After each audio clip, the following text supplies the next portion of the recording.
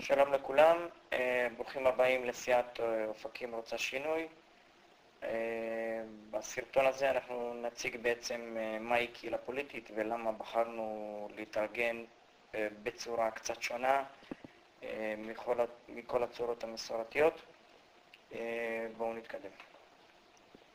אז באמת קצת היסטוריה מקום המדינה ועד שנות ה-80 בערך. המפלגה הייתה כמוסד קהילתי, בעצם עטפה את התושבים מכל הכיוונים. נזכיר מפלגות כמו מפא"י, הפועל המזרחי, חירות, שהפכה אחר כך לליכוד. אלו הן מפלגות שנתנו שירותים כמפלגות, שירותי חינוך מהגן ועד האוניברסיטה. היו להם תנועות נוער, קבוצות ספורט, למי שזוכר הפועל, מכבי, בית"ר, היו שייכות למפלגות. שירותי בריאות, גם כאן חלקנו זוכרים את זה לשמצה, פנקס כחול, פנקס אדום, אבל בכל זאת זה היה כל העניין של ההסתדרות. גם עבודה, מציאת עבודה הייתה קשורה במפלגה, המפלגה עטפה אותנו מכל הכיוונים. אז בשנות ה-80 מתחילים תהליכי הפרטה והכלכלה של ישראל מתחילה להיות ליברלית. אנחנו מרגישים את זה פה טוב במפעל עופר שקרס, אבל אז גם המפלגות מתחילות להתנתק מהקהילה, ובעצם בשנים הללו צצות מפלגות שבעצם תלויות בכסף, תלויות בפעילי שטח, קיבוצים מתחילים להיות מופרטים, מפעלים, יבוא נפתח, ולכן הכסף פה מדבר. זה תהליך באמת שהוא יותר של אנשי עסקים, של אנשים שמחוברים לכל מיני מקורות מימון. גם כאן המפלגות המסורתיות נתנו מימון מחוק המפלגות, אבל בגדול המפלגה הגדולה לא הייתה, אלא יותר מפלגות שהן התפצלו מתוך אותה מפלגה גדולה. ממפא"י נולדה העבודה, מחירות נולד הליכוד, מהפועל המזרחי נולד המפד"ל וכו'. ואז בערך בשנות 2000, פחות או יותר כשהבועת ההייטק מתחילה להתפוצץ, אנשים מתחילים באמת לחשוב על חזרה לשורשים, חזרה לקהילה, חזרה לקבוצתיות, חזרה לערבות הדדית, לכל מיני ערכים שהלכו לאיבוד, ואנחנו רואים כל מיני קהילות שמתחילות להתפתח. קהילות אופניים, קהילות הולכים, קהילות באינטרנט, קהילות דיאטה, קהילות של רוחניות חדשה. ואז ב-2011, בעצם שזה בתוך אותו תהליך, מתפרצת המחאה החברתית, ולא רק בארץ, אגב, היא מתחילה בתוניס, ממשיכה בלוב, במצרים, גם בארץ הרגשנו אותה, בספרד. אנשים מחפשים משהו אחר, אנשים מבינים שאותו מהלך קפיטליסטי לא מחזיק מעמד. הבועה מתפוצצת ב-2008 בארצות הברית, ואצלנו מרגישים את גלי העדף שלה. אז המחאה החברתית היא מעין זרקור למחשבה, ובעצם היא מביאה אותנו להתארגנות קצת אחרת. זאת אומרת, אם בהתחלה ההתארגנות הייתה יותר מפלגתית של המפלגה הגדולה, אחר כך עברה להתארגנות עסקית, היום אנחנו רואים בכל העולם, אגב, גם בישראל, התארגנויות קהילתיות. התארגנויות שבעצם ללא פעילים, אלא יותר על ידי אנשים, יותר על ידי הקהילה עצמה.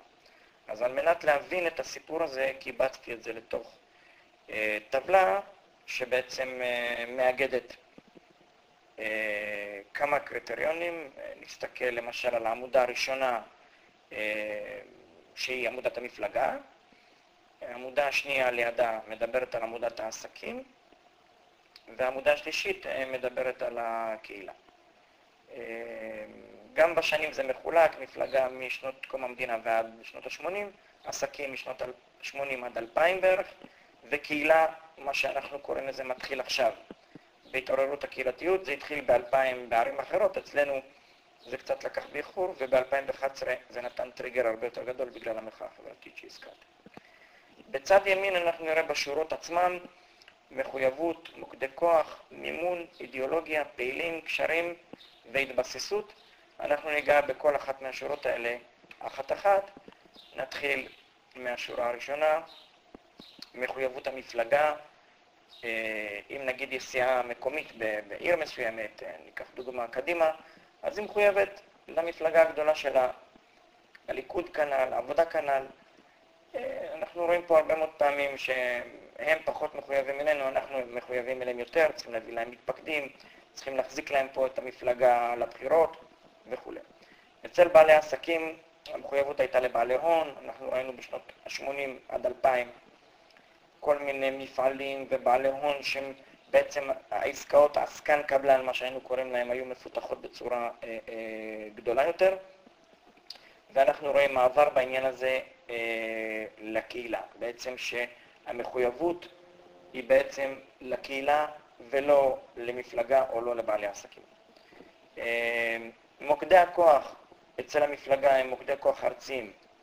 אולי פה ושם יש מישהו מקומי, אבל המוקדי כוח הם בעיקר ארציים, אתה מחויב לשר, אתה מחויב לחבר כנסת. בעסקים מוקדי הכוח הם גם אזוריים, גם מקומיים, אבל בעיקר תועלתנים. במודל הקהילתי מוקדי הכוח הם מקומיים והם מרובים, זאת אומרת אתה חייב להרבה מאוד תושבים ולא רק לאדם אחד. המימון אצל המפלגות זה נוח, בגלל זה גם מחזיק מעמד במקום קטן שאין הרבה מימון, אז בעצם נצמדים למפלגות. למה? כי יש מימון בחוק, יש מימון עצמאי שאתה יכול להוסיף אותו ואז אתה מקבל פה חבילה בעצם של מימון גדולה. בגלל זה כולם יגידו לך תצמד למפלגה, אבל הקשר הזה הוא קשר בעייתי שלא עושה טוב לנו, עושה טוב יותר למפלגה. אצל העסקים לעומת זאת, המימון מתבסס על ההון העצמי, איש עסקים שהביא, שתרם, שפתח איזושהי קומבינה כזאת או אחרת, ואז גם הוא חייב לאותם אנשים. בעניין הקהילתי אנחנו רואים שהמימון הוא בעיקר תרומות, הוא שווה ערך, הוא אנשים מתנדבים, אלה בעצם משם מגיעים המשאבים. האידיאולוגיה, במפלגה אתה מחויב לאידיאולוגיה ארצית, למוקדי כוח. אצל בעלי ההון אתה חייב, אין בעצם אידיאולוגיה, היא בעצם כלכלית. ובקהילה האידיאולוגיה היא לוקלית, אתה מדבר על פחי אשפה, אתה מדבר על בתי ספר, על חינוך, אתה מדבר על בריאות. בעצם זה מה שמעניין אותך. במוקדי כוח הארציים אצל המפלגה אתה מדבר על שלום, על ביטחון, שזה פחות מעניין אותנו. לכן האידיאולוגיה הלוקלית היא יותר חשובה לבחירות המוניציפליות. הפעילים, במפלגה הגדולה פעילים, אתה מקבל פעילים בתשלום, בדרך כלל מתנועות נוער, בדרך כלל מאיזה מוסד שיושב לך פה. אצל העסקים אתה בעיקר מסתמך על חברות בשכר, והפעילים בקהילה הם בעיקר פעילים מתנדבים. מרבית הקשרים של המפלגה הם קשרים שנקראים הון מקשר. זאת אומרת, זה בנוי על חוט בודד בעיקר. אני אסביר. בדרך כלל לפוליטיקאי יש לו איזשהו חבר שיכול לעזור לו, והעוצמה של העזרה הזאת היא עוצמה אדירה. אלא שכאשר מתחלף אותו שר או זז בתפקיד, קורס אותו פוליטיקאי ובעצם לא יכול לעשות כלום לטובת העיר, משום שהוא לא טיפח או לא פיתח יכולות וקשרים בצורה אחרת. אצל בעלי עסקים הקשרים הם יותר קבוצתיים, מפעלים שיכולים לעזור אחד לשני, בעלי עסקים שיכולים לעזור לשני, הם יותר נמצאים בתוך קבוצה.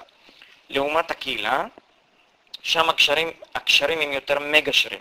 זאת אומרת, הם גם פועלים בקבוצות, והם גם פועלים בקשר עם ערים אחרות, עם ארצות אחרות, עם תורמים, עם חברה אזרחית, עם חברה עסקית, ובעצם יוצרים רשת שהיא גם בסופו של דבר רשת ביטחון, כאשר חוט אחד נקרא בה, הרשת ממשיכה לעבוד.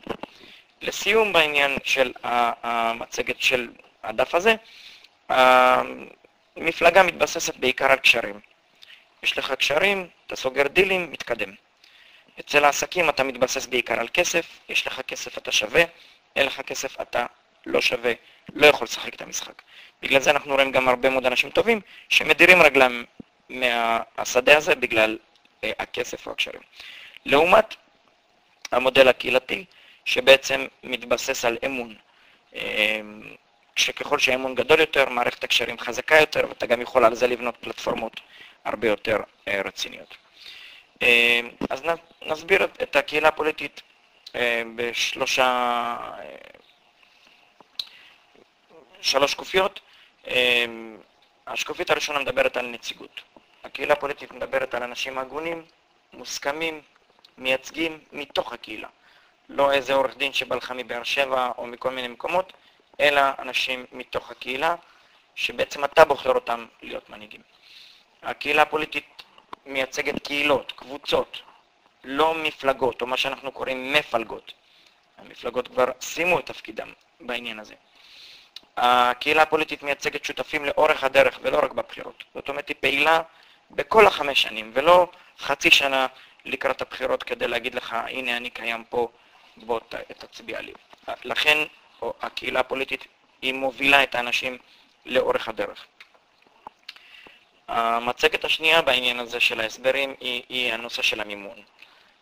כבר הסברתי קודם, אם נסתכל למשל על התמונה הזאת, נראה שכל האנשים מלמטה ועד למעלה מחזיקים מעמד בשביל שק הכסף.